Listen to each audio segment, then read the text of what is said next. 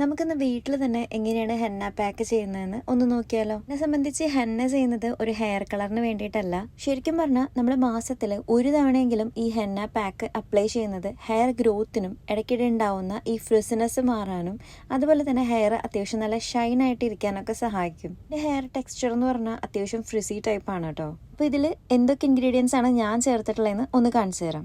തിളപ്പിച്ച വെള്ളം അരിച്ചെടുത്തിട്ടാണ് ഞാൻ ആദ്യം ഇതിൽ ചേർത്ത് നല്ലപോലെ ഒന്ന് മിക്സ് ചെയ്തെടുക്കുന്നത്. ചിലർ ഇതിൽ കാപ്പിപ്പൊടിയും കൂടി മിക്സ് ചെയ്യും. അത് ചിലപ്പോൾ കളർ ചേഞ്ച് ആവാൻ ചാൻസ് ഉണ്ട്. അതെനിക്ക് വലിയ താല്പര്യമില്ല, അതുകൊണ്ടാണ് ഞാൻ ഇങ്ങനെ ചെയ്യുന്നത്. ഇനി ഞാൻ ഇതിൽ ചേർക്കുന്നത് ഒരു മുട്ടയാണ്. ചിലർക്ക് ഈ മുട്ടയുടെ മണം അത്ര ഇഷ്ടമുണ്ടാവില്ല ഹെയറിൽ വരുന്നത്.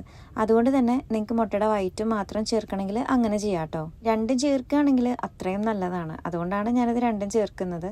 അപ്പോൾ ഇതിൻ്റെ കൺസിസ്റ്റൻസി നല്ല രീതിയിൽ ഇതെല്ലാം മിക്സായിട്ട് വരണം. അല്ലെങ്കിൽ ആകെ ഒരു ഗുളു എന്നാണ് നമ്മൾ എഗ്ഗ് ചേർക്കുമ്പോൾ ആദ്യം വരിക. ഈ ഒരു ടൈപ്പിൽ നമുക്കിങ്ങനെ കിട്ടണം. മിക്സിങ് പ്രോപ്പർ ആവണം. പിന്നെ നല്ല കട്ട തൈര് ഞാനിവിടെ 1 ടേബിൾ സ്പൂണോളം ചേർത്ത് കൊടുക്കുന്നുണ്ട്. ശേഷം അതും നല്ല രീതിക്കൊന്ന് മിക്സ് ചെയ്തെടുക്കുക. പിന്നെ നിങ്ങൾ ഏത് ഹെയർ ഓയിലാണോ അപ്ലൈ ചെയ്യുന്നത് അതും ഇതിലേക്കൊന്ന് ചേർത്ത് കൊടുക്കുക. ഒരു 5 മുതൽ 10 തുള്ളിയൊക്കെ ചേർത്ത് കൊടുത്താൽ മതി. ഞാനിവിടെ കോക്കനട്ട് ഓയിലും റോസ്മേരി ഓയിലും ചേർത്ത് കൊടുക്കുന്നുണ്ട്. പിന്നെ ഇവിയോൻ്റെ ഈ ഒരു ടാബ്ലറ്റ് ആണ്. ഇതൊരു 2 ക്യാപ്സ്യൂൾ എടുക്കുന്നുണ്ട്. ഇത് ഓപ്ഷണലാണ്. ഇത് വേണമെന്നുള്ളവർ ചെയ്താൽ മതി. എനിക്കിത് വളരെ എഫക്റ്റീവായിട്ടുള്ള ഒന്നാണ്. അതുകൊണ്ടാണ് ഞാൻ ഇതും ചേർത്ത് കൊടുക്കുന്നത്. പിന്നീട് ഞാനൊരു അരമണിക്കൂർ നേരത്തേക്ക് ഈ മിക്സ് ഒന്ന് മാറ്റി വെച്ചിട്ടുണ്ടായിരുന്നു. എന്നിട്ടാണ് ഞാനിത് ഹെയറിൽ അപ്ലൈ ചെയ്ത് തുടങ്ങിയത്. പിന്നെ ഇതിൽ നിങ്ങൾ ശ്രദ്ധിക്കേണ്ടത് 1-2 കാര്യങ്ങളാണ്. വീഡിയോൻ്റെ ആദ്യമേ പറഞ്ഞ പോലെ തന്നെ മിക്സിങ്ങിൻ്റെ സമയത്ത് ഒരുപാട് വെള്ളം ചേർത്ത് മിക്സ് ചെയ്ത് കഴിഞ്ഞാൽ പിന്നെ നിങ്ങൾക്ക് ഇത് അപ്ലൈ ചെയ്യുന്ന സമയത്ത് നീർക്കെട്ട് പോലെയുള്ള അസുഖങ്ങളൊക്കെ വരും. അതായത് നീരിറങ്ങിയിട്ടൊക്കെ. അപ്പോൾ അതൊന്ന് ശ്രദ്ധിക്കുക.